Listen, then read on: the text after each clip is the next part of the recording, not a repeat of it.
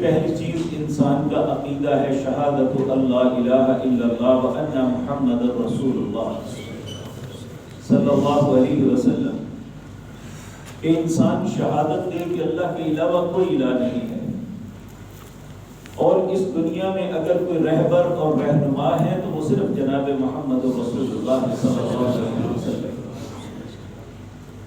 اس کے بعد 4 فرائض اس پہ عائد ہوتے ہیں۔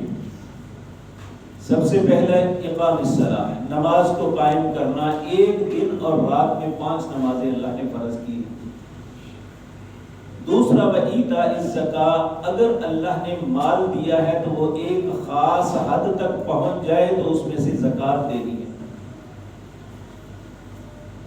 اور تیسرا وَتَصُومُ رمضان، سال کے اندر ایک مہینہ رمضان کا ہے جب روزہ رکھنا ہے۔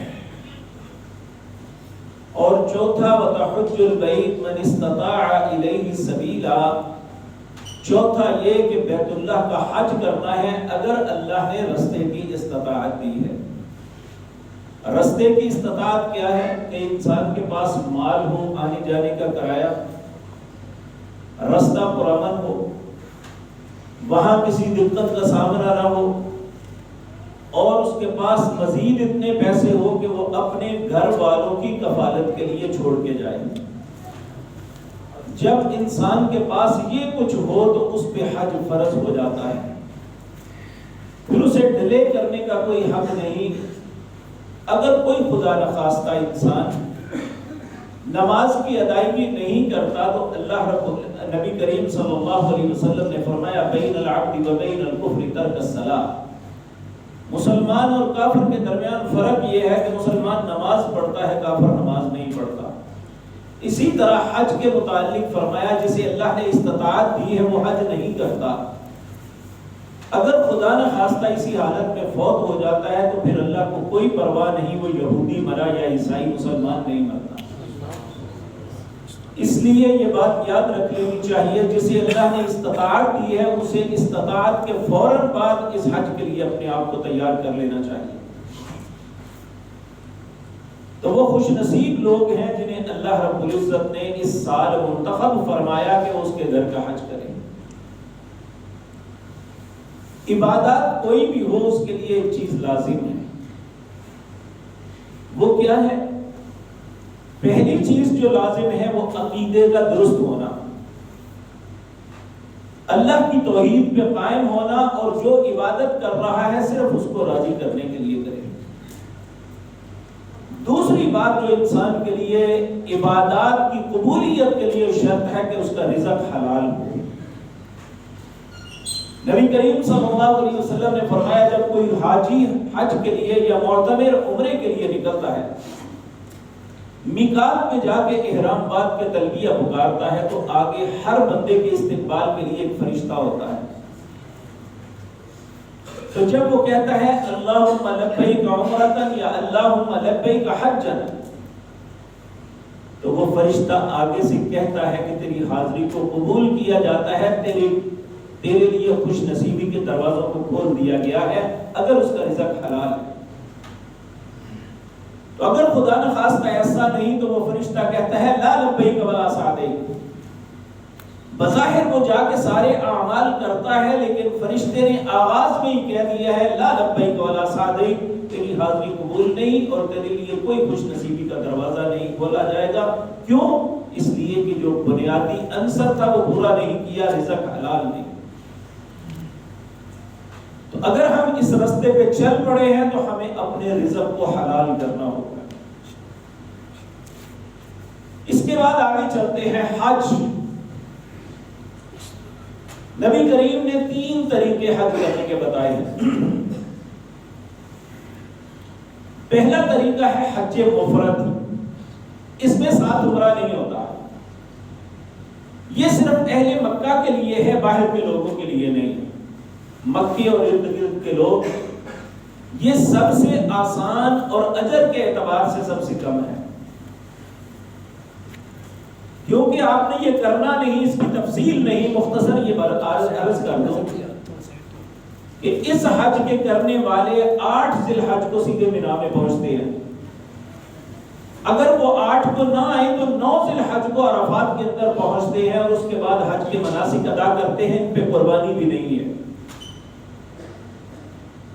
لیکن آپ نے جو حج کرنا ہے وہ حج کے 2 طریقوں میں سے ایک کا کرنا ہے۔ وہ 2 طریقے کون سے ہیں؟ ایک ہے حج تمتع، ایک ہے حج قران۔ قاف 2 نقطوں والی، را الف نون، قران۔ دوسرا ہے تمتع، تمتع کا مطلب ہے فائدے والا۔ نبی کریم نے کون سا حج کیا تھا؟ آپ جب ہجرت کے 10ویں سال بنفس نفیس حج کے لیے تشریف لے جانے لگے تو آپ نے ذوالحلیفہ پہ احرام کی نیت کی تھی، وہ حج قران کی تھی۔ آپ کے ساتھ جتنے بھی صحابہ کرام تھے سب نے حج قران کی نیت کی تھی۔ جب یہ لوگ پورا سفر طے کرتے ہوئے مکہ مکرمہ پہ پہنچے تو حج قران کا پہلا جو معاملہ تھا وہ عمرہ تھا۔ جب عمرہ پورا کر لیا تو نبی کریم نے لوگوں سے کہا، جس بات کا مجھے اب پتا چلا ہے اگر پہلے پتا ہوتا تو میں پہلے وہاں سے ہی حج تمتع کی نیت کرتا۔ اب جس بندے کے پاس قربانی نہیں ہے، وہ ساتھ اپنے گھر سے قربانی لے کے نہیں آیا، وہ اپنا احرام فسخ کر دے اور حج تمتع کی نیت کر دے۔ اب علماء کا اس بات پہ اتفاق ہے کہ حج کے 3 طریقوں میں سب سے بہترین طریقہ حج تمتع کا ہے۔ تو جتنے صحابہ تھے سب نے حج تمتع کی نیت کر لی تھی، صرف 2 لوگ تھے جنہوں نے حج قران کیا تھا۔ ایک نبی کریم صلی اللہ علیہ وسلم جو اپنے ساتھ مدینہ سے قربانیاں لے کے آئے تھے، اور دوسرے حضرت ابو طلحہ انصاری تھے، یہ بھی اپنی قربانی ساتھ لے کے آئے تھے۔ تو آپ نے فرمایا جو اپنی قربانی ساتھ نہیں لے کے آیا وہ حج تمتع کرے۔ تو پھر جتنے دوسرے لوگ تھے ان سب نے کون سا حج کیا تھا؟ حج تمتع۔ اب چونکہ انشاءاللہ آپ نے بھی حج تمتع کرنا ہے، اس لیے میں حج تمتع کا ہی طریقہ تفصیل کے ساتھ عرض کروں گا۔ حج تمتع کے 2 سٹیپ ہیں اور دونوں ایک دوسرے سے الگ ہیں۔ ان میں پہلا سٹیپ ہے عمرہ۔ نبی کریم صلی اللہ علیہ وسلم کی بعثت سے پہلے لوگ حج کے ساتھ عمرہ کرنا یہ اچھا تصور نہیں کرتے تھے، بلکہ یہ جائز ہی نہیں سمجھتے تھے، صرف حج کرتے تھے۔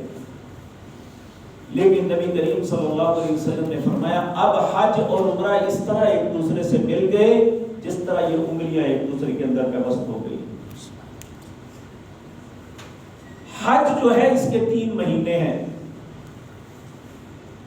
ایک شوال جو گزر چکا، ایک ذیقعدہ جس کا آغاز ہو چکا، اور تیسرا ذی الحج کے پہلے 10 دن۔ یہ حج کے ایام ہیں۔ ان ایام میں اگر کوئی آدمی حج کرنا چاہتا ہے تو اس کا پہلا سٹیپ عمرہ بھی کرنا ہے تو ان مہینوں کے اندر کرے گا۔ اگر اس سے پہلے کرے گا تو اسے پھر ان مہینوں میں حج کے لیے عمرہ کرنا پڑے گا۔ اب چونکہ ہم لوگ شوال یا ذیقعدہ میں ہی جاتے ہیں اور اس لیے یہ حج کے مہینوں میں ہی جاتے ہیں، تو اب یہ بات سمجھ لیں ہم نے انشاءاللہ اللہ کی توفیق سے حج تمتع کرنا ہے۔ اب اپنے گھر سے نکلتے ہیں۔ نبی کریم صلی اللہ علیہ وسلم کی تعلیمات یہ ہے، آپ نے فرمایا جب ایک مسلمان اپنے گھر سے نکلتا ہے کسی بھی سفر کے لیے اور گھر کے باہر قدم رکھتا ہے تو گھر کے دروازے پہ ایک فرشتہ سفید جھنڈا لے کے کھڑا ہوتا ہے۔ اگر وہ مسلمان اپنے گھر سے نکلتے وقت یہ کہتا ہے بسم اللہ توکلت علی اللہ لا حول ولا قوت الا باللہ، اللہ کے نام سے نکل رہا ہوں، شروع کر رہا ہوں، میرا بھروسہ اللہ کی ذات پہ ہے۔ نیکی اور برائی کو گھیرنے والی قوت اللہ کے علاوہ کوئی نہیں ہے. تو وہ فرشتہ کہتا ہے خوش نصیب ہے تو نے اپنے آپ کو محفوظ کر لیا، اب جب تک تو اپنے سفر پہ واپس نہیں آ جاتا میں تیری حفاظت کروں گا. اس لیے جب گھر سے نکلے تو رسول اللہ کا حکم کیا ہے؟ ہم کیا پڑھیں گے؟ بسم اللہ توکلت علی اللہ لا حول ولا قوت الا باللہ. پھر 4 چیزوں سے رسول اللہ کی پناہ طلب کرتے ہیں. پہلی چیز اللہم انی اعوذ بک ان اضل او اضل، غاد کے ساتھ. اے اللہ اس بات سے تیری پناہ چاہتا ہوں کہ میں کسی کو گمراہ کروں یا کوئی مجھے گمراہ کرے. دوسری او اضل او اضل، را کے ساتھ، را کہ میں پھسل جاؤں یا کوئی مجھے پھسلا دے. او اظلم او اظلم، میں کسی پہ ظلم کروں یا کوئی مجھ پہ ظلم کرے. او اجہل او یجہل علی، میں کسی کے ساتھ جہالت سے پیش آؤں یا کوئی میرے ساتھ پیش آئے. اے اللہ ان 4 باتوں سے کیا کہتا ہوں؟ تیری پناہ چاہتا ہوں.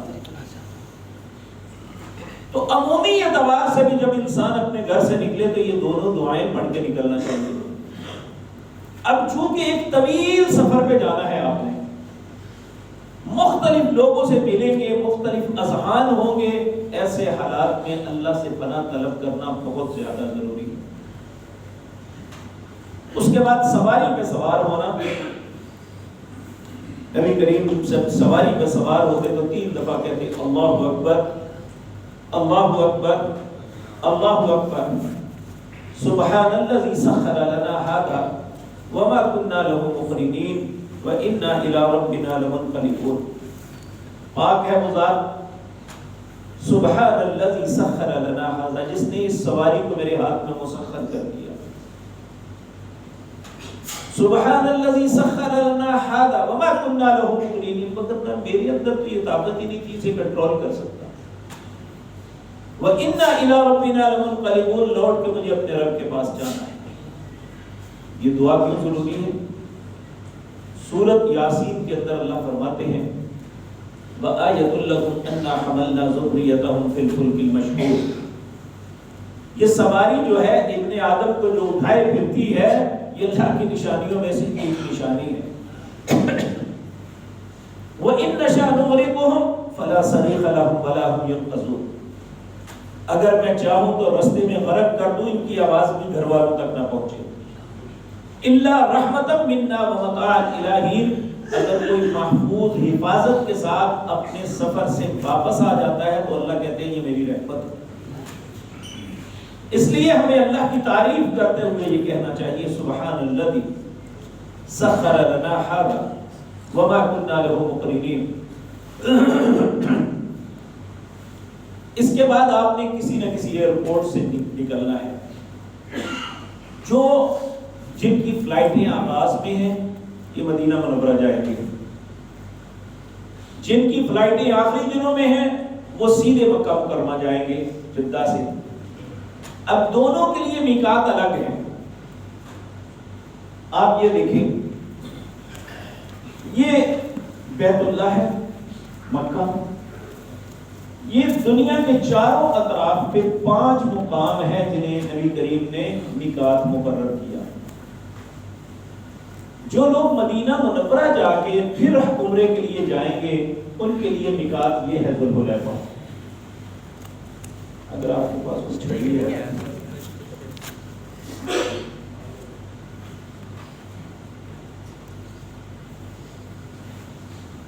اللہ اکبر. اگر آپ اپنے کسی بھی اسٹیشن سے، لاہور سے، کراچی سے، اسلام آباد سے، کہیں سے بھی یہاں سے سیدھا جدہ جائیں گے، اس وقت آپ کا میقات ہوگا یلملم.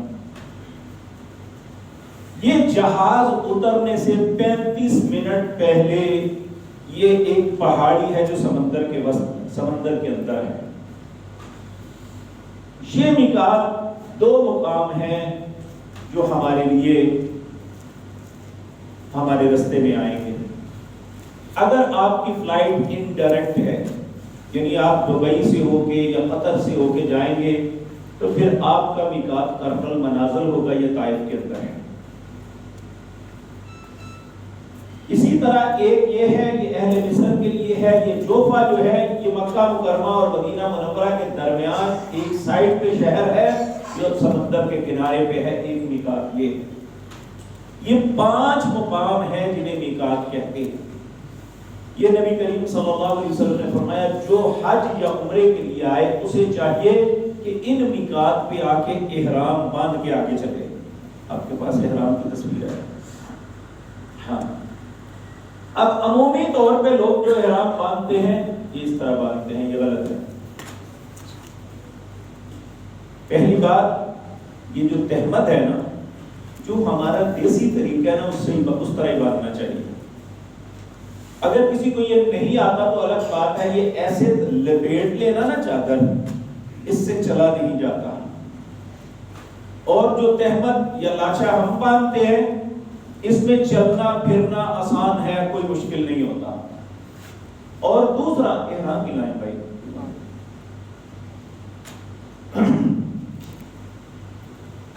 یہ دراصل تکلف کے مختلف طریقے ہیں۔ آپ جس طرح لپیٹتے ہیں اپنی چادر کو، اسی طرح پلو دونوں اس طرح کر لیں۔ نبی کریم صلی اللہ علیہ وسلم کا طریقہ یہی تھا۔ اس کے بعد آپ نے جو چادر لینی ہے اوپر، وہ پہلے والی تصویر لائن میں پہلے والی،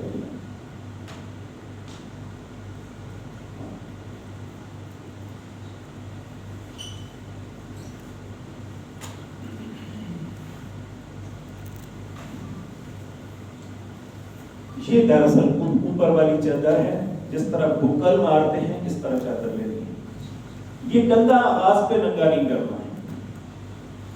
اسی طرح خواتین کے لیے احرام ان کا اپنا لباس ہے، لیکن جو ہمارا لباس ہے نا شلوار قمیض، یہ ہماری خواتین کا سطر صحیح طریقے سے نہیں ڈھانپتا۔ گھر کی حد تک تو یہ ٹھیک ہے، لیکن جب ہم نے سفر پہ اور لوگوں کے درمیان طواف سب کچھ کرنا ہے تو پھر یہ ہمارے لیے درست نہیں لباس ہوگا۔ اس کے لیے ضروری ہے کہ ہم اوپر عبایا پہنیں۔ عبایا اس لباس کو کہتے ہیں جو برقعے کے نیچے پہنتے ہیں، اور عبایا پہنیں گے تو اس سے آپ کا سارا، ہماری بہن بیٹیاں مائیں جو بھی ہیں، ان کا لباس پورا جسم جو ہے نا ڈھانپا جائے گا، کسی بھی جگہ ان کا سطر کوئی بھی نظر نہیں آئے گا۔ اور اسی طرح سر پہ سکارف لینا ہے، باندھنا ہے، اور سر کا رومال جو ہے بعض علماء کے نزدیک پہ چونکہ رش ہوتا ہے وہ کہتے ہیں نقاب ہی پہننا چاہیے، جبکہ رسول اللہ نے نقاب نہیں پہننے کی اجازت دی۔ تو ان کے لیے ہے یہ سر کا جو رومال ہے، جس طرح گھونگھٹ ہوتا ہے اس طرح تھوڑا سا گرا لینا چاہیے کہ چہرہ پہچانا نہ جا سکے، بالکل نقاب نہیں ہونا چاہیے، اور یہ تھوڑا سا گھونگھٹ آگے گرا لینا چاہیے جس سے نظر بھی آئے، آنے جانے میں دقت بھی نہ ہو، اور لوگوں کے درمیان ان کا چہرہ واضح بھی نہ ہو۔ ان کا آزمائش کا وقت ہے۔ مردوں کے لیے ضروری ہے کہ ان کا کپڑا جو ہے ٹخنوں سے اوپر ہو۔ یاد رکھیں عمومی طور پہ جب تہمت باندھتے ہیں نا اس وقت تہمت ٹخنوں سے نیچے ہوتا ہے، الا ماشاء اللہ، جس کے ذہن میں احتیاط ہو۔ یہ بڑی اہم چیز ہے۔ نبی کریم صلی اللہ علیہ وسلم ایک دفعہ بیٹھے ہوئے تھے، ایک بندہ آیا، اس نے نماز پڑھی، آ کے سلام کی۔ آپ نے اسے کہا چلو جا کے وضو کرو پھر نماز پڑھو۔ ابو داؤد میں روایت ہے۔ وہ چلا گیا۔ حضرت ابو ہریرہ نے نبی کریم سے عرض کیا، یا رسول اللہ، اس نے وضو کر کے نماز پڑھی تھی۔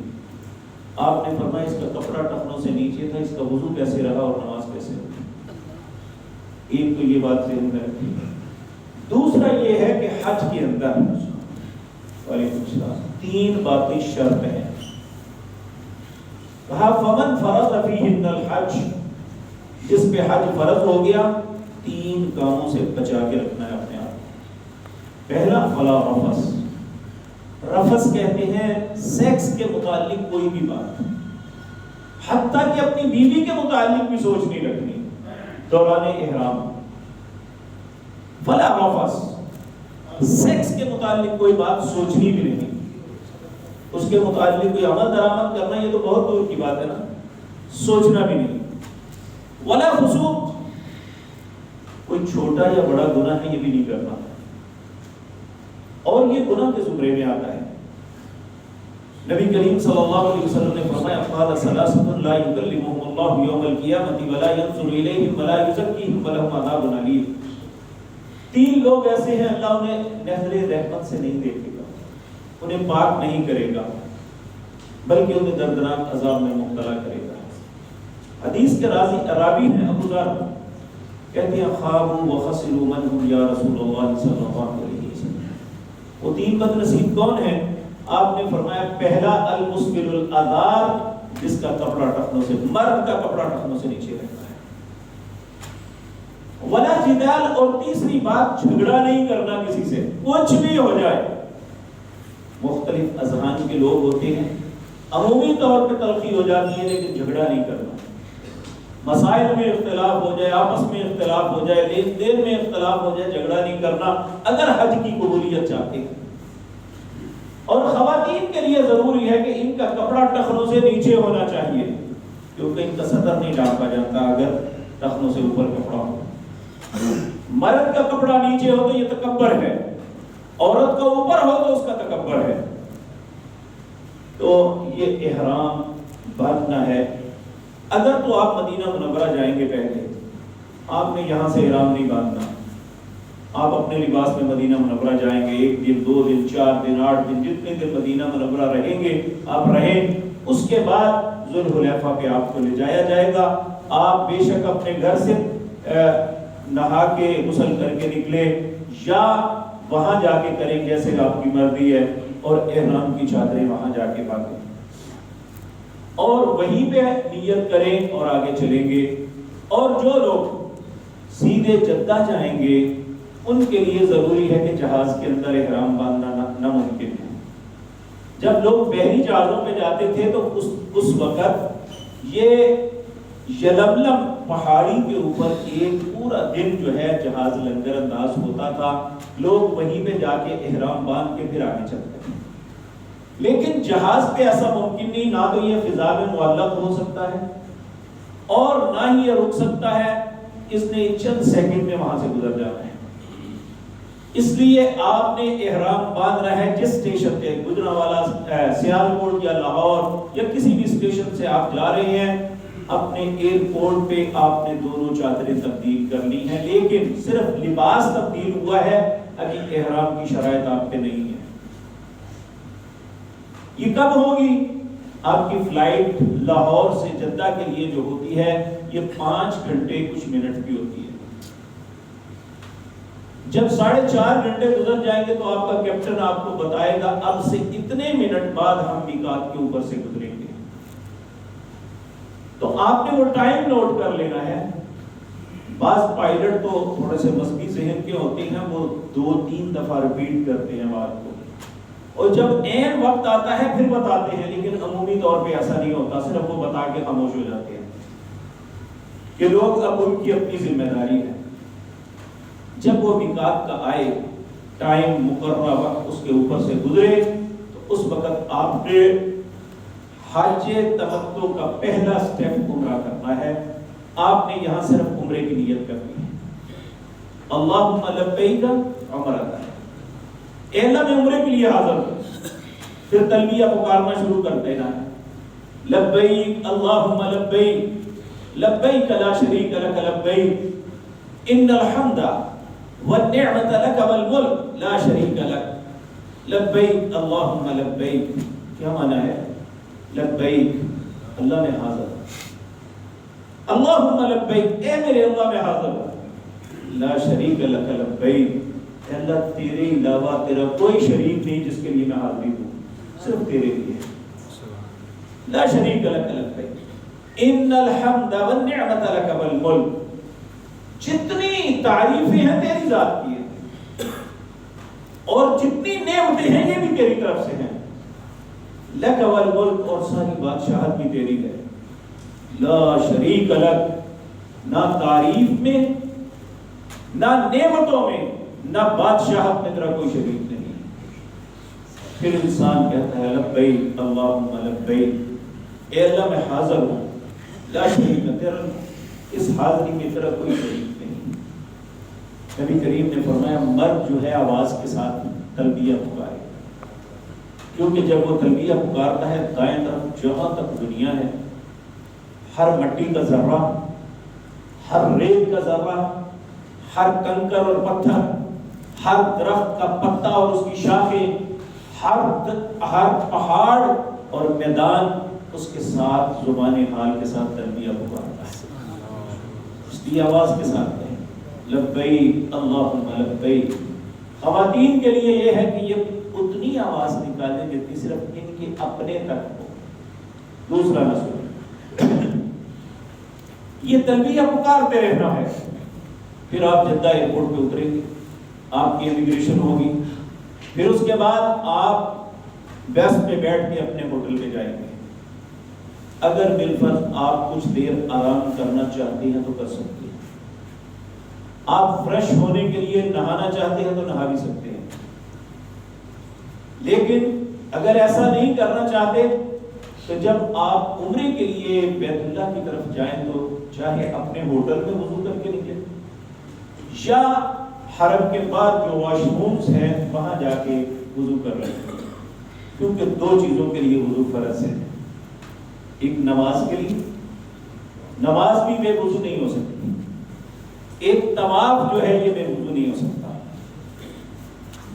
آپ نے پھر بیت اللہ پہ جانا ہے، حرم کا کوئی دروازہ لے آئے نہیں ہے آپ کے پاس، نہیں باہر کا دروازہ، چلے کوئی بات نہیں، وہ آپ تو آپ والی جگہ گئے ہیں۔ اچھا، جب آپ نے حرم مکی مسجد حرام کے دروازے پہ جانا تو وہی دعا پڑھنی ہے جو مسجد میں داخل ہوتے ہوئے پڑھتے ہیں، بسم اللہ والصلاۃ والسلام علی رسول اللہ وافتح لی ابواب رحمتک، اور ایک لمبی دعا بھی ہے اعوذ باللہ العظیم وبوجہہ الکریم وسلطانہ القدیم من الشیطان الرجیم بسم اللہ والصلاۃ والسلام علی رسول اللہ وافتح لی ابواب رحمتک۔ دایاں قدم اندر داخل کریں، بیت اللہ میں داخل ہو جائیں، اور یہ بات ذہن میں رکھیں کہ یہ بیت اللہ میں داخلے کے لیے ہر دروازہ مختص نہیں ہے، آپ نے گیٹ نمبر 79 سے داخل ہونا ہے، 79، اسے باب فہد بھی کہتے ہیں۔ جن لوگوں نے احرام باندھا ہوا ہے وہ گیٹ نمبر 79 سے ہی داخل ہو سکتے ہیں، تب وہ مطاف کے اندر جائیں گے۔ باقی جتنے دروازے ہیں، یعنی تقریباً 93 دروازے ہیں بیت اللہ کے، سب دروازوں سے آپ جہاں سے بھی داخل ہوں گے آپ مطاف تک نہیں پہنچ سکیں گے۔ مطاف تک ایک ہی دروازہ ہے، وہ ہے 79 باب فہد، وہاں سے داخل ہونا ہے۔ جب آپ چل کے اندر جائیں گے تو تھوڑا سا آگے جائیں گے تو آپ کو سامنے یہ بیت اللہ نظر آئے گا، جب یہ نظر آ جائے تو آپ کا تلبیہ ختم۔ جو میقات سے شروع ہوا تھا ہمیشہ آپ کو پڑھتے رہنا تھا، اگر کوئی کام ہو تو کوئی بات نہیں، رک جائے تو کوئی مسئلہ نہیں، لیکن عمومی طور پہ آپ نے پڑھتے رہنا تھا۔ جب بیت اللہ پہ نظر پڑی تو یہ ختم ہو گیا۔ اب بیت اللہ پہ نظر پڑنے پہ ایک دعا جو رسول اللہ سے ثابت ہے، ایک معروف ہے ہمارے ہاں کہ بیت اللہ پہ نظر پڑے جو دعا مانگیں گے وہ قبول ہو جائے گی۔ لوگ کہتے ہیں یا اللہ میری ساری دعاؤں قبول کریں، یا اللہ کا پابند ہے ہمارا، یہ معروف ہے، ایسی بات نہیں ہے۔ یہ تصور لے کے جائیں کہ اللہ رب العزت ہماری ہر دعا کو قبول کرے گا، یہ ہمارا عقیدہ ہونا چاہیے، اور الحمدللہ جب اللہ پہ توکل ہوتا ہے تو پھر اللہ قبول کرتے ہیں انشاءاللہ۔ تو اسے دیکھ کے نبی کریم یہ پڑھتے اللہم زد ھذا البیت تعظیما وتشریفا وتکریما، اے اللہ اس گھر کے عزت، شرف اور حرمت میں اور اضافہ فرما۔ اب یہاں پہ جو عمرہ آپ نے کرنا ہے عمرے کے پہلے طواف کو کہتے ہیں طواف قدوم. کیا کہتے ہیں؟ طواف قدوم. یہ طواف قدوم جب کرنا ہے اس وقت پھر آپ نے جو اپنے اوپر چادر لی ہوئی ہے اس کو نیچے کر کے اپنا کندھا ننگا کر لینا ہے دایاں. اپنی بغل کے نیچے سے چادر نکال کے جس طرح یہ ہے. اب یہ بیت اللہ کے ذہن کے اندر آ کے جب آپ نے طواف قدوم شروع کرنا ہے پھر آپ نے اپنا کندھا اس طرح ننگا کر لینا ہے. اور یہ کیوں کرتے ہیں؟ جب نبی کریم صلی اللہ علیہ وسلم صلح حدیبیہ کے موقع پہ عمرہ نہ کر سکے، عمرۃ القضاء کے لیے آئے نا، تو اس وقت مشرکین مکہ میں رہتے تھے. جب مسلمان بیت اللہ کا طواف کرنے لگے تو انہوں نے مذاق کیا کہ مدینے کے بخار نے مسلمانوں کو کمزور کر دیا، ان کے کندھوں کو جھکا دیا ہے. تو نبی کریم صلی اللہ علیہ وسلم نے فرمایا کندھا ننگا کرو اور اکڑ کے چلو. اس طواف قدوم کے اندر پہلے 3 چکر جو لگانے ہیں وہ اس طرح عمل کرنا ہے. یہ کیوں لگانے ہیں؟ قیامت تک کے لیے یہ اللہ نے اصول بنا دیا کہ اس وقت کفار نے یہ کیا تھا تو نبی کریم صلی اللہ علیہ وسلم اب آپ نے یہاں آ کے طواف شروع کرنا ہے. بیت اللہ کے 4 کونے ہیں. یہ کونا جو ہے اس پہ یہ چاندی کا ایک خول بنا ہوا ہے. اس خول کے اندر چھوٹی چھوٹی ٹکڑیاں ہیں کالے رنگ کی جنہیں حجر اسود کہتے ہیں. یہ جنت سے آیا ہوا پتھر ہے. جب آیا تھا سفید تھا، ابن آدم کے گناہوں نے اسے کالا کر دیا ہے. نبی کریم صلی اللہ علیہ وسلم نے فرمایا جس نے حق اور ایمان کے ساتھ اس کا بوسہ دیا قیامت کے دن اللہ اس کو 2 ہونٹ اور زبان دے گی، اس انسان کے حق میں اس کے ایمان کی گواہی دے گا. اس کو بوسہ دینے کے 4 طریقے ہیں. ہونٹوں کو ساتھ لگا کے بوسہ دینا، اس کو ہاتھ لگا کے ہاتھ کو چومنا، اس کو چھڑی لگا کے چھڑی کو چومنا، یا اشارہ کر کے اسی طرح گزر جانا. ثواب چاروں کا برابر ہے.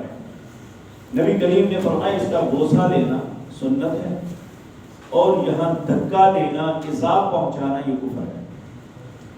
کیونکہ حرم کے اندر کسی کو تکلیف دینا، فرمایا وَمَن يُرِدْ فِيهِ بِإِلْحَادٍ بِظُلْمٍ نُذِقْهُ مِنْ عَذَابٍ عَلِيمٍ. جو جہاں برائی کا سوچے گا بھی نہ وہ دردناک عذاب سے نہیں بچے گا. نبی کریم جب حج کے لیے جانے لگے تو حضرت عمر ساتھ تھے. حضرت ماشاءاللہ بڑے جوان آدمی تھے. آپ نے فرمایا عمر آپ جوان آدمی ہو، یہ اس کا بوسہ دیتے ہوئے لوگوں کو تکلیف نہ دینا، اس طرح ہی گزر جانا. میں نے سعودی بادشاہوں کو دیکھا ہے حالانکہ چاروں طرف فوج کا پہرا ہوتا ہے جب وہ طواف کرتے ہیں. تو یہ دیر کی بات ہے. غالباً مکے کے گورنر بیت اللہ کے غسل کے لیے آئے، طواف کر رہے تھے. تو جب صفائی کرنے والے وہ جب وہ چکر لگانے کے لیے گئے ہوئے تھے تو وہ بوسے دینے لگے. اس نے دیکھا کہ مزدور لگے ہوئے تو اسی طرح اس نے اشارہ کیا اور گزر گیا. یعنی بعض اوقات عبادت کے اندر دوسرے کے لیے خیر خواہی سے چھوڑ دینا یہ بھی نیکی بہت بڑی ہے. تو اس لیے یہاں دھکے دینے، گھسنا، اپنے کپڑے پھاڑنے، خواتین کا دوپٹے اتر جانا آسان عمل نہیں ہے. آپ اسی طرح اشارہ کر کے گزر جائیں. آپ کس طرح اب طواف شروع ہونے لگا ہے یہ پہلا. آپ نے ایسے اپنا دایاں ہاتھ اٹھانا ہے، بسم اللہ اللہ اکبر، یا اللہ اکبر جس طرح نماز کی آواز میں نہیں آپ کہتے نماز کا اللہ اکبر، اسی طرح اس کا آغاز بھی یا بسم اللہ اللہ اکبر اللہ اکبر یہاں سے چل پڑنا ہے. اور اس طرح پہلے 3 چکر، چاہے جتنا مرضی رش ہو لیکن آپ نے تھوڑا سا اپنے آپ کو اچھال کے رکھنا ہے. اسے کہتے ہیں رمل. کیا پڑھنا ہے آپ نے؟ عمومی طور پہ یہاں جو گورنمنٹ کتابیں دیتی ہیں ان میں ہر چکر کے لیے الگ دعائیں لکھی ہوئی، حالانکہ رسول اللہ سے اس کا ثبوت نہیں. جو ہمیں بات ملتی ہے وہ بہت خوبصورت ہے، آسان ہے. کہ یہاں وہ 4 کلمے جو اللہ نے ان سے بہتر کلمے بنائے ہی نہیں. نبی کریم نے فرمایا ان 4 کلموں سے بہتر اللہ نے کوئی کلمے نہیں بنائے. وہ کیا ہے؟ سبحان اللہ، الحمدللہ، لا الہ الا اللہ، اللہ اکبر. چلتے ہوئے یہ پڑھتے جائیں، سبحان اللہ والحمد للہ ولا الہ الا اللہ اللہ اکبر۔ اور اگر کوئی ذہن میں دعا ہے تو وہ بھی مانگ سکتے ہیں۔ جب آپ یہاں سے چل کے، یہ حتیم ہے، اس کے اوپر سے ہو کر جب اس چوتھے کونے پہ آئیں گے، اس کونے کو کہتے ہیں رکن یمانی۔ رکن یمانی پہ جب آئیں گے تو اگر آپ کا دایاں ہاتھ اس کونے کو لگ جائے تو آپ نے پڑھنا ہے اللہم انی اسألک العفو والعافیۃ فی الدنیا۔ یہ یہاں پہ غلاف کعبہ تھوڑا سا اس طرح نہیں ہے، اس کونے پہ یہ دایاں ہاتھ بندے نے لگایا ہوا ہے، اس پہ ہاتھ لگے تو کیا پڑھنا ہے؟ اللہم انی اسألک العفو والعافیۃ فی الدنیا والآخرہ۔ اے اللہ میں دنیا اور آخرت کی عافیت کا سوال کرتا ہوں۔ نبی کریم نے فرمایا یہاں 70,000 فرشتے کھڑے ہوتے ہیں جو اس کی اس دعا پہ آمین کہتے ہیں۔ تو اگر بالفرض یہاں ہاتھ نہ لگے رش کی وجہ سے تو پھر آپ نے کچھ نہیں کہنا، آگے بڑھ جانا ہے۔ پھر اس کونے سے لے کر اگلے حجر اسود کے کونے تک، یعنی اس کونے سے اس کونے تک آپ نے پڑھنا ہے ربنا آتنا فی الدنیا حسنۃ وفی الآخرۃ حسنۃ وقنا عذاب النار۔ بعض لوگ کچھ زائد لفظ پڑھتے ہیں وادخلنا الجنۃ مع الابرار یا عزیز یا غفار۔ کلمات بہت پیارے ہیں لیکن رسول اللہ کے نہیں ہیں صلی اللہ علیہ وسلم، اور ہمیں نبی کریم سے آگے اپنا قدم نہیں بڑھانا چاہیے۔ یہ آپ کا ایک چکر ہو گیا، پھر آپ نے یہاں کے استلام کرنا ہے بسم اللہ اللہ اکبر، دوسرا چکر شروع کر دیں اسی طرح، پھر تیسرے کے بعد پھر چوتھا نارمل، جس میں آپ نے اس طرح اچھلنا نہیں جس طرح نارمل چلتے ہیں، اور یہ رمل مردوں کے لیے ہے عورتوں کے لیے نہیں ہے۔ پھر 4 چکر لگائیں گے، اس میں 2 طریقے ہیں، ایک تو یہ 7 دانوں کی تسبیح ملتی ہے، ہر چکر کے دانہ آپ الگ الگ کرتے جائیں تاکہ بھولے نہ، کیونکہ بعض اوقات انسان اتنی رقت ہوتی ہے اس کے اوپر، وہ اللہ رب العزت کے حضور ایسی عاجزی انکساری میں دعائیں کر رہا ہوتا ہے کہ اسے احساس ہی نہیں ہوتا کہ میں نے کتنے چکر لگا دیے۔ تو اگر یا اس طرح ہاتھ پہ ایک چکر شروع کریں، یہ انگلی یہ اس طرح رکھ لیں، جب وہ مکمل ہو تو دوسرا شروع کریں تو اس پہ رکھ لیں، پھر اس پہ رکھ لیں، پھر اس پہ، پھر اس پہ، اس طرح 7 چکر پورے کر لیں۔ جب یہ 7 چکر پورے ہو جائیں گے تو پھر آپ نے اپنا جو کندھا ننگا کیا ہوا تھا اسے ٹانک لینا ہے، پھر اسی طرح۔ پھر اس کے بعد مقام ابراہیم لائن،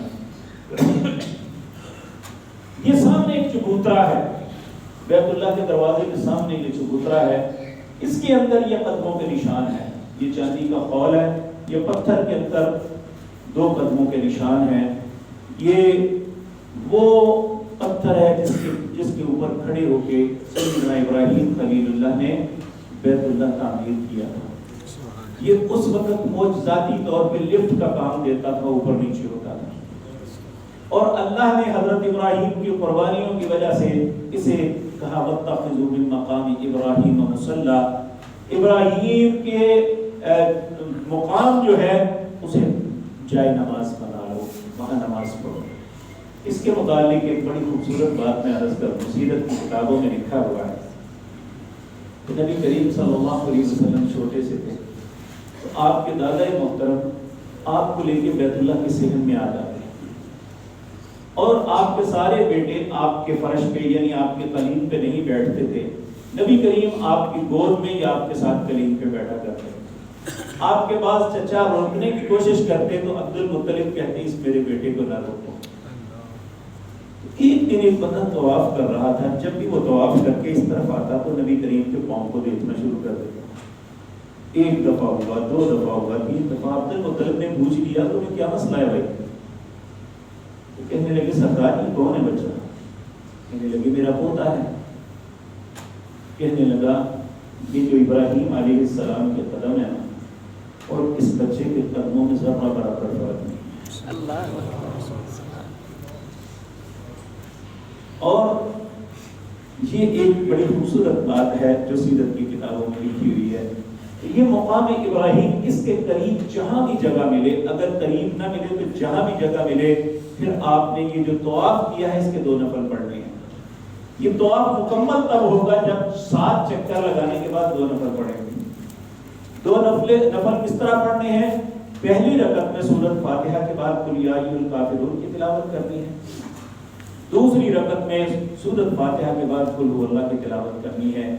یہ طریقہ ہے طواف کے نفل کا۔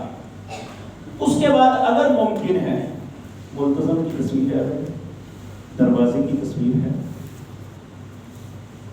یہ ہے بیت اللہ کا دروازہ۔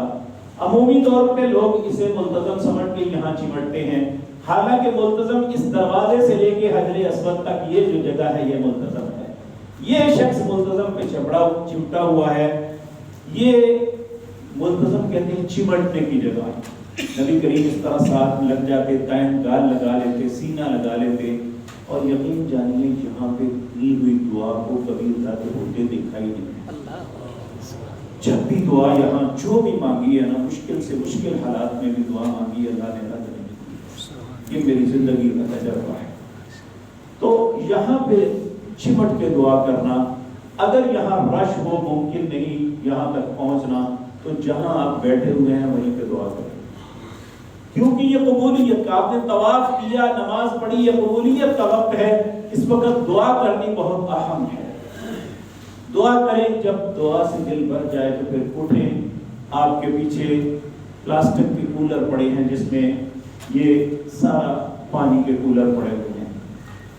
گرمی کا موسم ہوگا، شدت کی پیاس ہوگی، یہ سارے کولر بہت ٹھنڈے پانی کے ہیں۔ ان میں ایک کولر یہ ہے، اس میں لکھا ہوا ہے ناٹ کولڈ، یا لکھا ہوا ہے غیر مبرد، یہ ٹھنڈا نہیں ہے، نارملی پانی ہے۔ آپ نے کوشش کرنی ہے کہ اس سے پانی پئیں، کیونکہ عمومی طور پہ پیاس بہت سخت لگی ہوتی ہے، جب ٹھنڈا پانی پیا جاتا ہے تو یا گلا خراب ہو جاتا ہے یا بخار ہو جاتا ہے۔ اس لیے کوشش کریں یا تو اس کو مکس کر لیں یا صرف نارملی پانی پئیں۔ اس وقت جب آپ نے طواف کیا، ایک مشقت کے بعد جب بہت زیادہ پیاس لگی ہوگی تو آپ نے کوشش کرنی ہے کہ غیر مبرد جو نان کول ہے اس پانی کو پینا ہے۔ یہ ایک ٹیکنیکل بات ہے، ویسے اگر آپ کو کوئی تکلیف نہیں دیتا تو مجھے کوئی مغائبہ نہیں ہے، صرف جو معاملے ہوتے ہیں وہ جانچ کے ساتھ اس کے تحت میں کہتا ہوں، یہ کوئی گناہ ثواب والی بات نہیں ہے۔ اس کے بعد پھر تھوڑا سا پانی سر پہ بھی بہانا ہے۔ بہانے کے بعد آپ پھر یہاں سے ہی پیچھے حجر اسود کے پاس سامنے برآمدوں میں ایک اندر رستہ جاتا ہے۔ جب آپ اندر جائیں گے تو آپ کے دائیں طرف تھوڑا سا اندر جائیں گے، دائیں طرف ایک سلائیڈ نظر آئے گی، بہت چوڑی سلائیڈ ہوگی، انہوں پنجابی کی سیکھیں گے، اس طرح سلوپ نظر آئے گی، اس پہ آپ چلنا شروع کرتے ہیں۔ جب آپ آخر پہ پہنچیں گے تو آپ صفا پہاڑی کے اوپر پہنچ جائیں گے۔ یہ عمرے کے اندر طواف کے بعد دوسرا سٹیپ ہے صفا مروہ کی سعی کرنا۔ جب آپ یہاں پہ صفا پہ آئیں گے تو اس ستون کے پاس کھڑے ہوں گے نا، تو یہاں کھڑے ہو کے اس طرف دیکھیں گے نا تو سامنے بیت اللہ آپ کو نظر آئے گا برآمدوں کے کراس میں۔ آپ نے ادھر منہ کر لینا ہے۔ پہلے تو یہ آیت پڑھنی ہے، ان الصفا والمروہ من شعائر اللہ، صفا اور مروہ اللہ کے شعائر میں سے ہے۔ یہ آپ کی کتاب میں بھی لکھی ہوگی اور یہاں یہ جو گنبد ہے اس کے اندر بھی لکھی ہے۔ یہ دوسرے پارے کی دوسرے رکوع کے بعد آیت آتی ہے ان الصفا والمروہ من شعائر اللہ فمن حج البیت او اعتمر فلا جناح علیہ ان یطوف بہما ومن تطوع خیرا فإن اللہ شاکر علیم۔ اس کے بعد آپ نے اس طرح اپنے دونوں ہاتھوں کو اپنے کندھوں کے برابر اس طرح کر لینا ہے، 3 دفعہ کہنا ہے، یعنی بیت اللہ کی طرف منہ کر، اللہ اکبر اللہ اکبر اللہ اکبر۔ پھر 3 دفعہ آپ نے یہ کہنا ہے، لا الہ الا اللہ وحدہ لا شریک لہ لہ الملک ولہ الحمد وهو علی کل شیء قدیر، لا الہ الا اللہ وحدہ انجز وعدہ ونصر عبدہ وحزم الاحزاب وحدہ۔ 3 دفعہ یہ کہنے کے بعد آپ نے وہاں کھڑے ہو کے دعا کرنی ہے۔ یہ قبولیت کی گھڑی ہے، نبی کریم نے یہاں کھڑے ہو کے دعا مانگی۔ جب آپ دعا مانگ لیں گے آپ کا دل مطمئن ہو جائے گا پھر آپ نے یہاں سے چل پڑنا ہے یہاں سے دائیں طرف، یہ ویسے آنے والا ہے دائیں طرف، جو دوسرا رستہ ہے نا اس طرف، وہاں آپ نے وہاں اترنا ہے اور یہ پڑھنا ہے ابدأ بما بدأ اللہ بہ، میں بھی وہیں سے شروع کر رہا ہوں جہاں اللہ نے شروع کروایا تھا، یعنی حضرت حاجرہ کو۔ جب آپ چلیں گے نا، تھوڑا سا چلیں گے، تقریباً 50-60 قدم چلیں گے، تو یہ اوپر لٹکی ہوئی یہ جگہ ہے، یہ سبز لائٹیں لگی ہوئی ہیں۔ جب آپ اس کے نیچے آئیں گے نا تو آپ نے دوڑنا شروع کر دینا ہے، یہ مردوں کے لیے ہے، عورتوں کے لیے نہیں۔ جب یہاں سے لے کر یہاں تک پہنچیں گے تو آپ نے دوڑتے ہوئے جانا ہے، وہاں پہنچ کے پھر نارمل 4 ہو جائیں گے۔ اب یہاں کیا پڑھنا ہے؟ جو آسان اور عام فہم دعا ہے وہ یہ ہے، رب اغفر ورحم انت العز الاکرم، اے اللہ تو مجھے معاف کر دے، مجھ پہ رحم کر دے، تو سب سے زیادہ عزت والا اور شرافت والا ہے۔ اور اس کے علاوہ بھی کوئی دعا مانگ سکتے ہیں۔ یہاں سے چلتے چلتے آپ مروہ پہ جائیں گے، جب آپ مروہ پہ پہنچیں گے نا تو وہاں چاروں طرف دیواریں ہیں، آپ کو بیت اللہ نظر نہیں آئے گا۔ آپ نے جو صفوں کی لائنیں بڑھی ہوئی ہیں نا، وہاں پہ کھڑے ہو کے قبلے کی جانب اپنا منہ کر لینا ہے، وہاں پہ کھڑے ہو کے آپ نے پھر یہی پڑھنا ہے، اللہ اکبر اللہ اکبر اللہ اکبر لا الہ الا اللہ وحدہ لا شریک لہ لہ الملک ولہ الحمد وهو علی کل شیء قدیر لا الہ الا اللہ وحدہ انجز وعدہ ونصر عبدہ وحزم الاحزاب وحدہ۔ پھر آپ نے یہاں دعا مانگنی ہے، دعا مانگنے کے بعد پھر پلٹنا ہے، رستے میں اسی طرح سبز لائٹس آئیں گی تو آپ نے وہاں سے بھاگنا ہے، پھر آپ صفا پہ پہنچ جائیں گے۔ آپ نے یہاں جب صفا سے مروہ پہنچنے ہیں، یہ آپ کا ایک چکر ہو گیا، جب مروہ سے واپس صفا پہ آئیں گے یہ 2 ہو جائیں گے، پھر یہاں پہ صفا، اور ہر چکر پہ آپ نے یہی کرنا ہے، اللہ اکبر اللہ اکبر اللہ اکبر لا الہ الا اللہ وحدہ لا شریک لہ لہ الملک ولہ الحمد وهو علی کل شیء قدیر لا الہ الا اللہ وحدہ انجز وعدہ ونصر عبدہ وهزم الاحزاب وحدہ۔ اور اسی طرح صفا سے مروہ جائیں گے 1، پھر واپس آئیں گے 2، پھر جائیں گے 3، پھر واپس آئیں گے 4، پھر جائیں گے 5، پھر واپس آئیں گے 6، پھر وہاں جائیں گے، یہ 7 چکر ہو گئے۔ یہ آپ کا عمرہ مکمل ہو گیا۔ اب آپ نے 2 کاموں میں کرنا ہے مردوں، یا تو بال کٹوانے ہیں یا منڈوانے ہیں۔ اگر تو حج کے لیے زیادہ دن ہو تو منڈوا دیں، کیونکہ بال منڈوانے والے پہ اللہ کے نبی نے 3 دفعہ رحم کی دعا مانگی، اور کٹوانے والے کے لیے یہاں یہ بات یاد رکھیں کہ بعض عرب ممالک کے لوگ، شام، سوریہ، مصر کے، وہ اس طرح پکڑ کے تھوڑے سے یہاں سے کاٹ لیے، تھوڑے سے یہاں، تھوڑے سے یہاں، یہ بالکل غلط ہے۔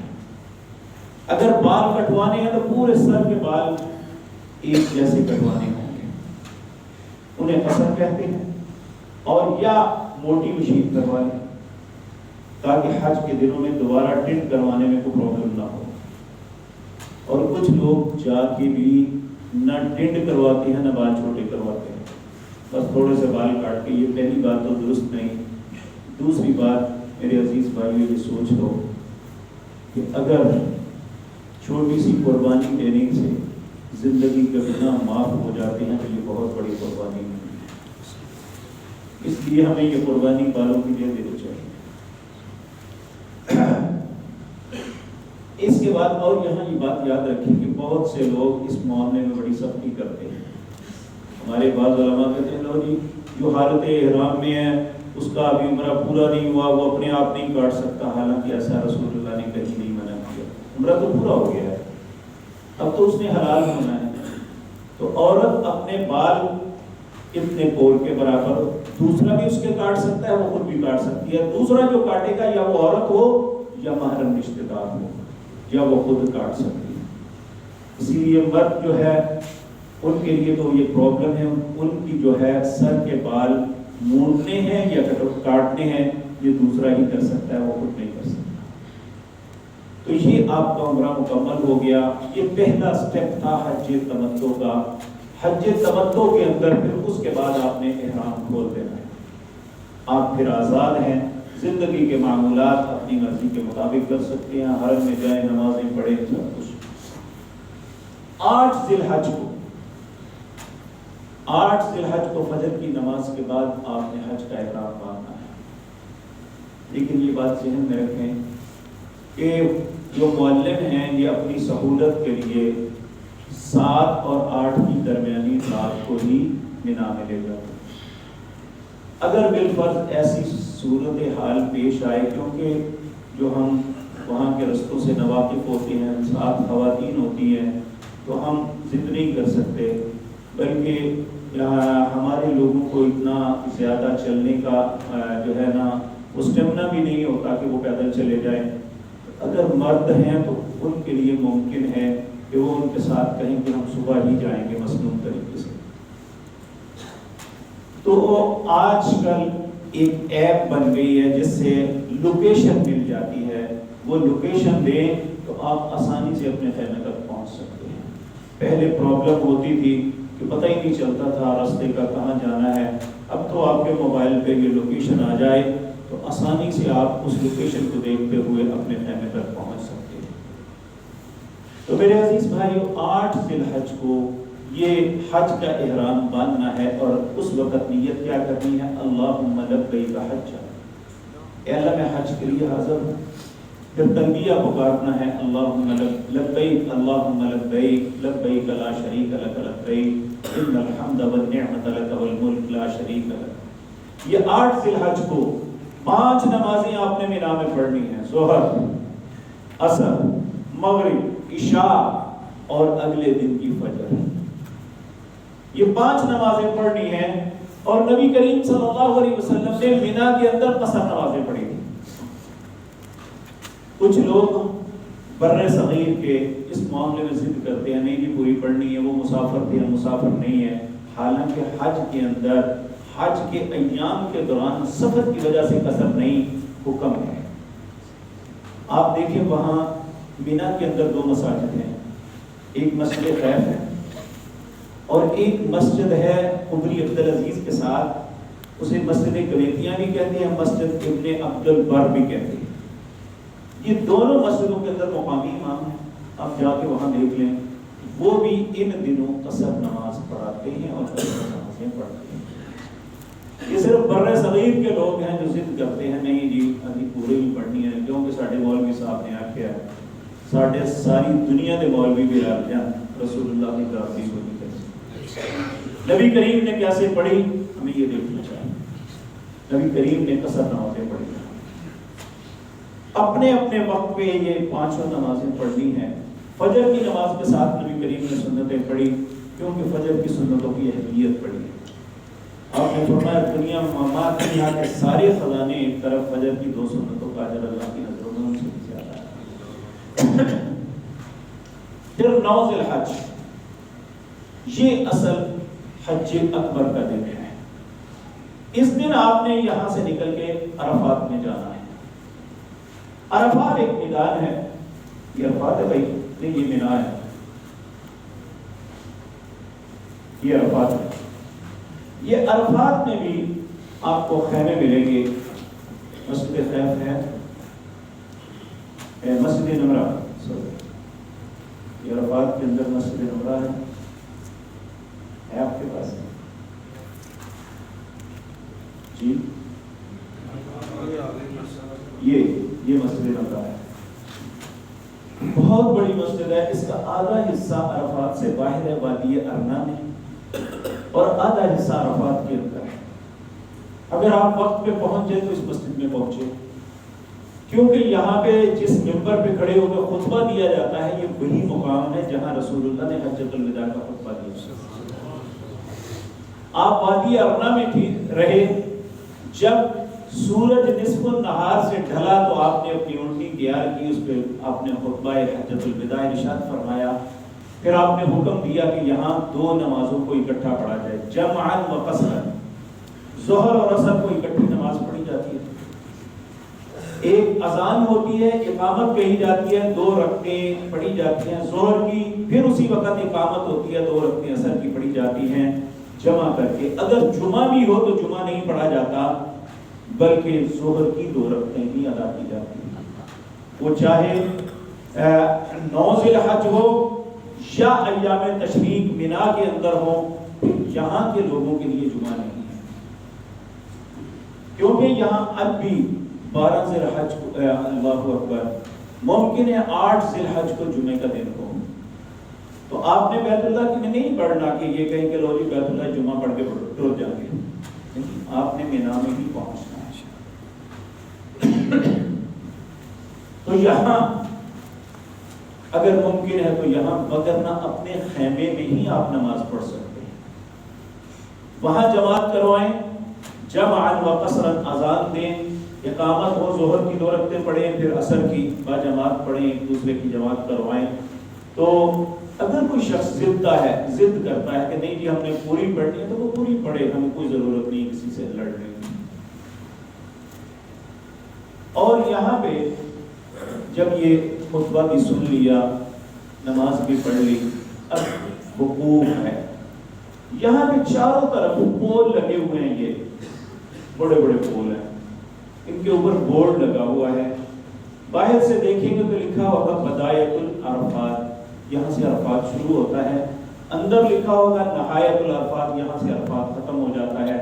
آپ نے یہ چاروں طرف جو پول لگے ہوئے ہیں پیلے رنگ کے، انہیں دیکھنا ہے، ان کے اندر جانا ہے، اگر عرفات کے اندر نہ گئے تو حج نہیں ہے، تو چاہے چند لمحوں کے لیے آپ عرفات کے اندر چلے جائیں، آپ کا حج ٹھیک ہے، اگر نہ گئے تو آپ کو دوبارہ حج کرنا پڑے گا، یہ حج نہیں ہوگا، اس کا آلٹرنیٹ کوئی نہیں ہے۔ جس طرح دوسری بات کوئی غلطیاں ہو جائیں تو دم پڑ جاتا ہے، لیکن یہاں پہ اگر عرفات میں نہ پہنچ سکے تو آپ کا حج نہیں ہوگا۔ تو یہ عرفات جو ہے حج کے ارکان میں سے سب سے بڑا رکن ہے، جسے آپ نے ادا کرنا ہے۔ نبی کریم نماز پڑھنے کے بعد یہاں ایک پہاڑ ہے جبل رحمت، آپ اس پہاڑ کے دامن میں چلے جائیں، جا کے کھڑے ہو گئے، آپ نے فرمایا میں یہاں کھڑا ہوں، سارا عرفات وقوف کی جگہ ہے، جو جہاں ہے وہاں کھڑا ہو یا بیٹھے دعائیں کرے، کیونکہ سارا دن دعائیں کرنی چاہیے۔ یہ وہ مقام ہے جس دن اللہ جہنم سے اتنے لوگوں کو پورا سال میں آزاد نہیں کرتا جتنا اس دن میں آزاد کرتا ہے۔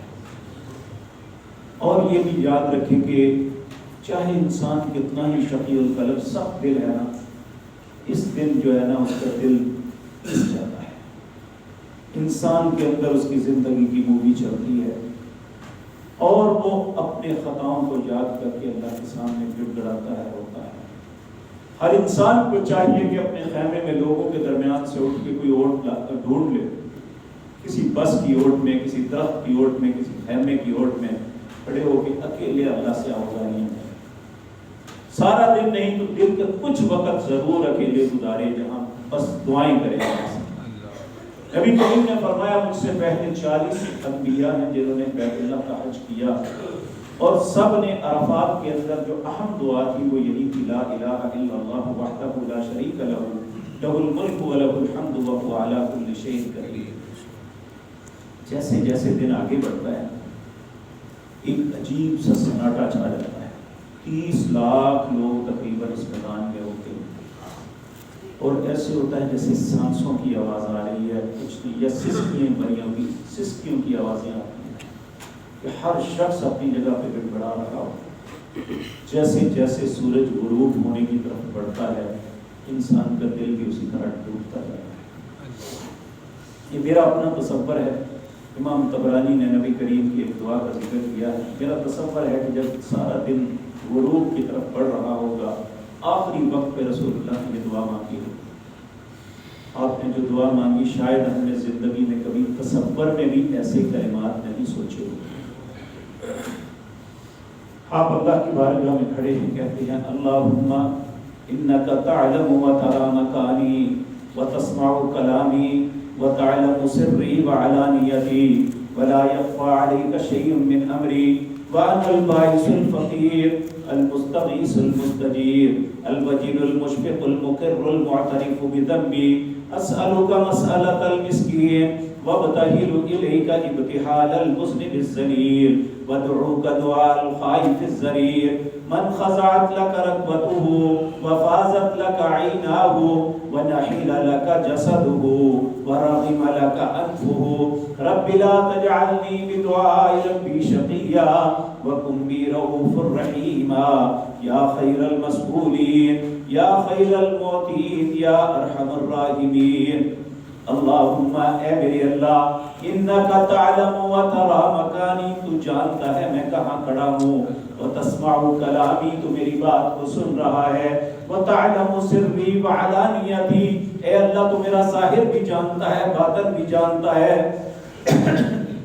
ولا يخفى عليك شيء من امری، اے اللہ میری زندگی کا کوئی بھی معاملہ تجھ سے پوشیدہ نہیں، انا البائس الفقیر، ایک بھوکے فقیر کی طرح تیری منت کرتا ہوں، المستغیث تجھ سے مدد طلب کرتا ہوں، المستجیر جو کچھ کیا ہے اس کی اجرت مانگ رہا ہوں، الوجیر المشفق المقر المعترف بذنبی، اے اللہ ہر چھوٹے بڑے گناہ کا اقرار کرتا ہوں تیرے حضور، اسألک مسألۃ المسکین، اس طرح سوال کرتا ہوں جس طرح مسکین سوال کرتا ہے، وابتہل الیک ابتہال المذنب الذلیل، اے اللہ اس طرح گڑ گڑاتا ہوں جس طرح ایک ذلیل گنہگار گڑ گڑاتا ہے، وَدْعُوكَ دُعَاءَ الْخَائِفِ الضَّرِيرِ، اے اللہ اس طرح کر رہتا ہوں جس طرح زخمی اپنے زخموں کی تکلیفوں کی وجہ سے کر رہا ہے، وَدْعُوكَ دُعَاءَ الْخَائِفِ الضَّرِيرِ مَنْ خَضَعَتْ لَكَ رَكْبَتُهُ، اے اللہ کھڑے کھڑے کمر جھک گئی، وَفَازَتْ لَكَ عَيْنَاهُ، اے اللہ آنکھوں سے آنسو بہ رہے ہیں، وَنَحِلَ لَكَ جَسَدُهُ، تیرے ڈر سے جسم کانپ رہا ہے، وَرَغِمَ لَكَ أَنْفُهُ، اے اللہ رو رو کے ناک بہ رہی ہے، رب لا تجعلنی بدعاء ربی شقیا، اے اللہ یہاں سے مجھے نامراد نہ لٹانا، وَكُنْ بِي رَؤُوفٌ رَحِيمًا، اے اللہ تجھ جیسا محبت کرنے والا اور درگزر کرنے والا کوئی نہیں، یا خیر المسئولین، اے وہ ذات پاک جس سے سوال کیا جا سکتا ہے، جو بہترین سوال جس سے کیا جا سکتا ہے، اس لیے میں تجھ سے سوال کرتا ہوں، یا خیر المعطین، اے وہ بہترین ذات پاک جو کسی کو کچھ عطا کر سکتی ہے، اللہ مجھے بھی عطا کر دے، یا ارحم الراحمین، اے دونوں جہانوں میں سب سے زیادہ رحم کرنے والے اللہ اپنے بندے محمد پر رحم کر دے صلی اللہ علیہ وسلم۔ یہ وہ دعا ہے جو نبی کریم صلی اللہ علیہ وسلم نے اس دعا میدان میں مانگی۔ پھر جب مغرب کا وقت ہوتا ہے تو یہاں اجازت نہیں اذان دینے کی یا نماز پڑھنے کی، پھر حکم یہ ہے کہ یہاں سے نکل جاؤ، اور وہاں ایک گولا پھٹتا ہے، پھر سب لوگ یہاں سے موو کر کے، یہ عرفات اور منا کے درمیان ایک میدان ہے جسے مزدلفہ کہتے ہیں، سب لوگ مزدلفے میں چلے جاتے ہیں، یہ عرفات کے اندر بھی خیموں میں بیٹھتے ہیں انسان، اور منا کے اندر بھی الگ الگ خیمے ہیں، لیکن مزدلفہ ایک ایسا میدان ہے جہاں کوئی خیمہ نہیں، زمین کے اوپر سب لوگ سوئے ہوئے، وہ بادشاہ ہے یا فقیر ہے کوئی بھی ہے، یہ سب لوگ زمین کے اوپر لیٹے ہوئے، زمین کے اوپر سوئے ہوئے ہیں۔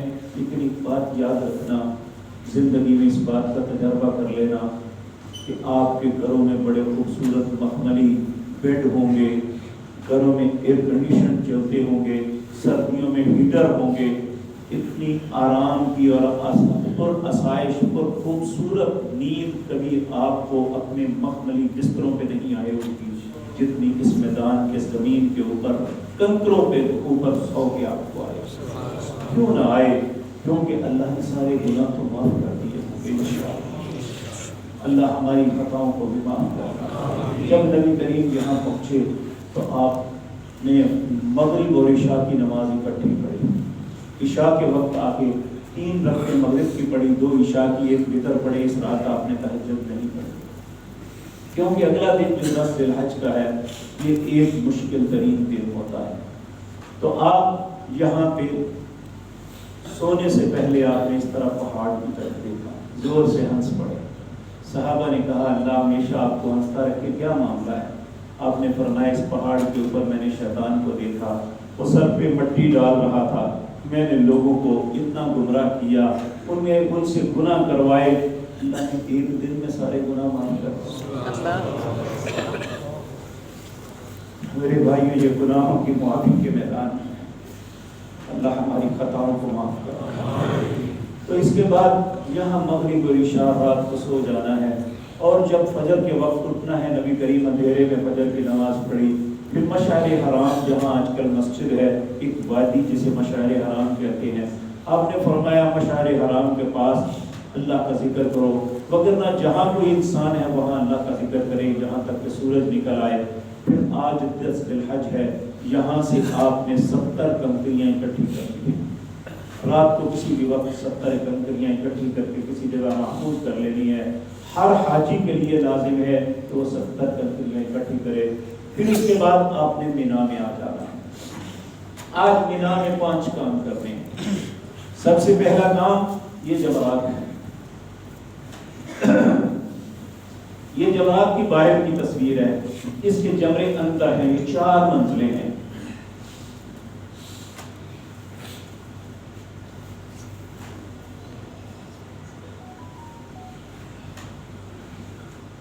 اللہ اکبر۔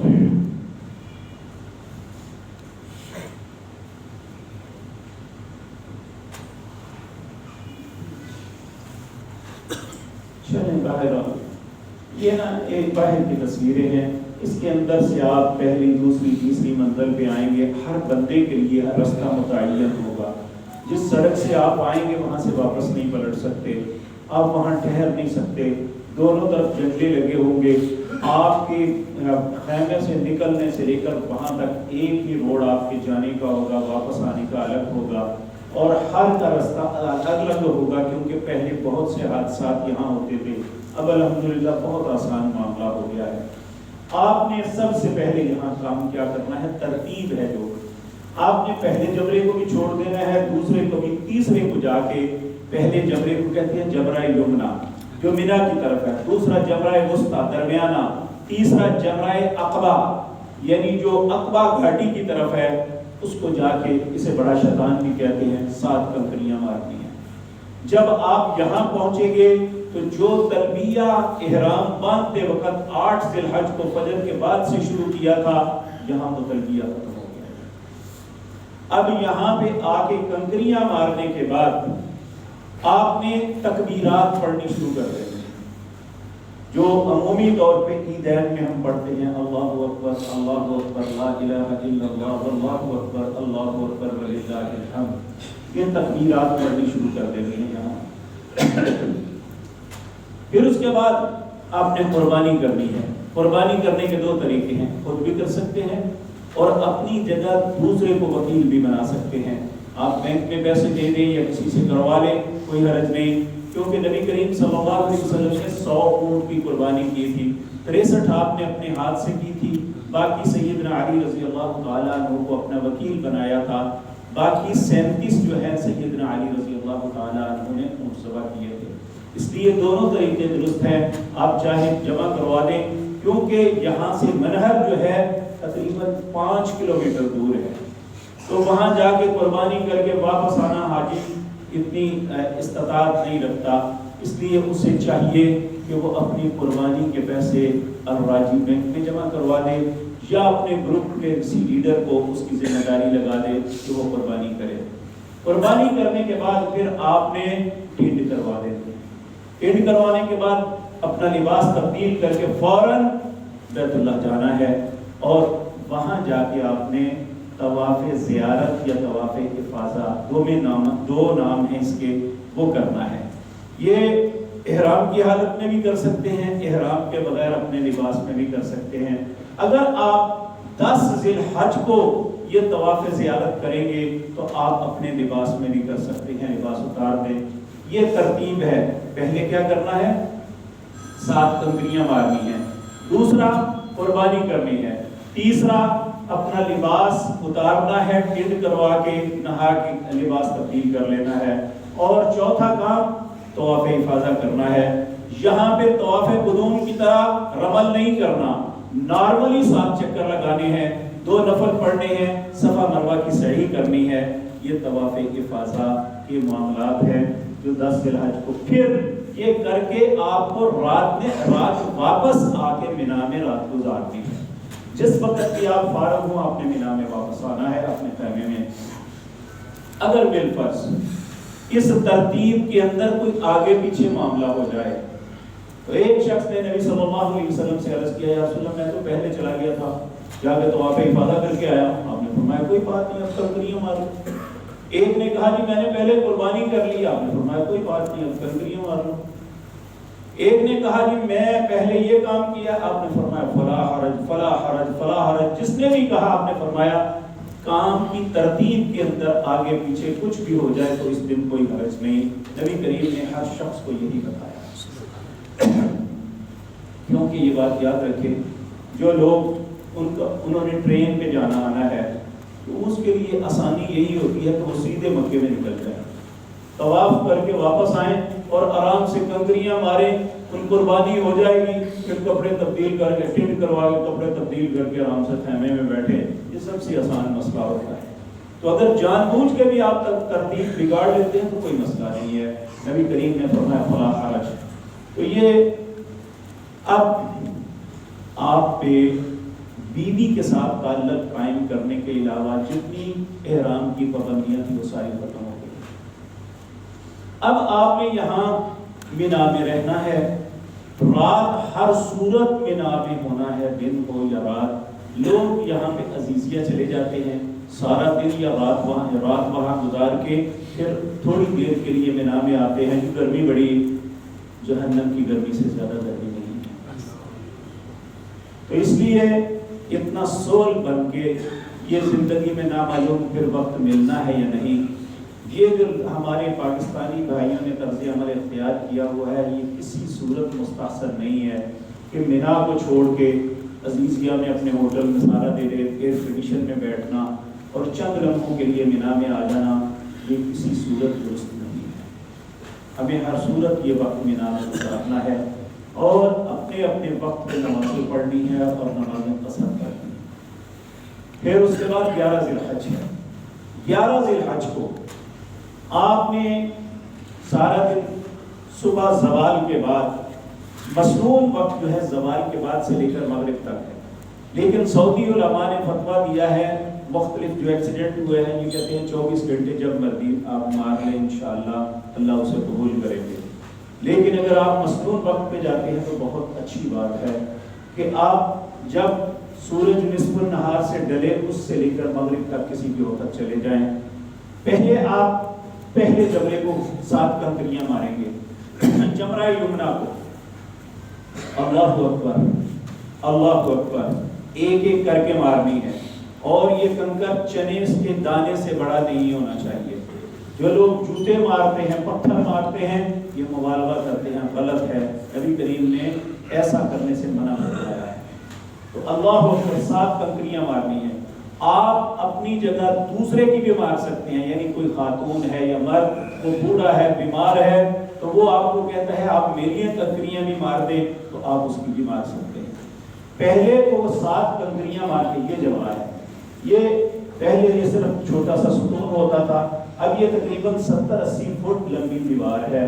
یہ پہلے کا آپ نے یہ یاد رکھنا ہے کہ اس کو دائیں جانب لینا ہے, اس کے بائیں رستے پہ چل کے آپ نے اس کو کنکریاں مارنی ہیں. لوگ بعض اوقات ادھر چلے جاتے ہیں, یعنی جب آپ بائیں طرف ہوتے ہیں وہ دائیں رستے سے جاتے ہیں, حالانکہ واپس آنے کا رستہ ہے.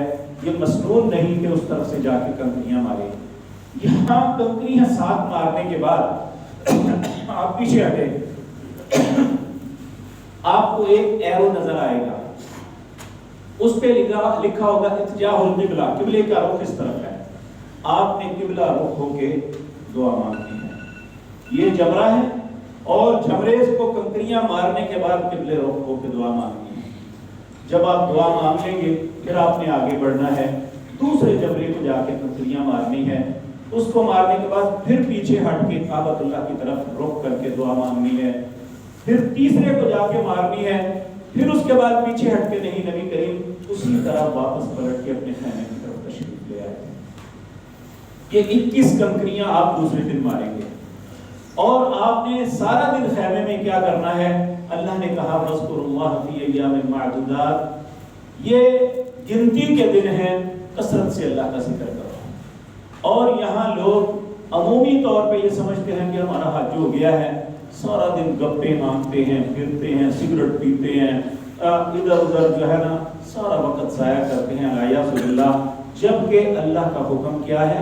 وَاذْكُرُوا اللَّهَ، کثرت کے ساتھ اللہ کا ذکر کریں، قرآن کی تلاوت کریں اور الگ تسبیحات کریں، اللہ اکبر تکبیرات بولیں۔ نبی کریم صلی اللہ علیہ وسلم تکبیرات پڑھتے، آپ کے خیمے سے آواز آتی تو پورا مینا گونج اٹھتا۔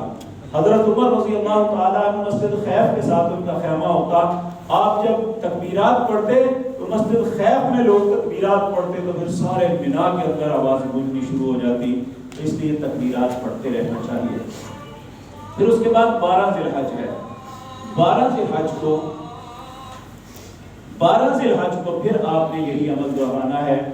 یہ پہلے جمرہ یمنا کو 7 کنکریاں مارنی ہے، پھر جمرہ وسطیٰ کو مارنی ہے، پیچھے ہٹ کے دعا کرنی ہے، پھر اس کے بعد جمرہ عقبہ کو مارنے کے بعد فَمَن تَعَجَّلَ فِي يَوْمَيْنِ فَلَا إِثْمَ عَلَيْهِ، اگر اس کے بعد انسان جلدی کرتے ہوئے نکل جاتا ہے تو اس پہ کوئی گناہ نہیں۔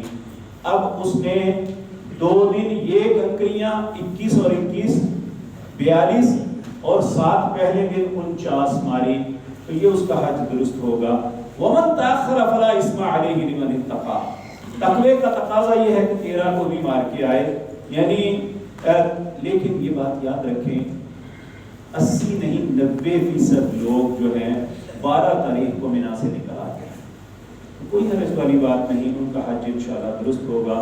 اگر 13 تاریخ کو بھی مار کے آئیں تو پھر 70 کنکریاں پوری ہو جائیں گی، تو جو بچ جائیں یعنی 49 مارنے کے بعد انہیں وہیں پہ کہیں رکھ دیں، کیونکہ اکثر لوگ کہتے ہیں ان کنکریوں کا کیا کریں، کیا کرنا ہے، کچھ بھی نہیں، وہیں سے اٹھائی ہیں وہیں پہ کہیں رکھ دیں، انشاءاللہ آئندہ کسی اور بھائی کے کام آ جائے گی۔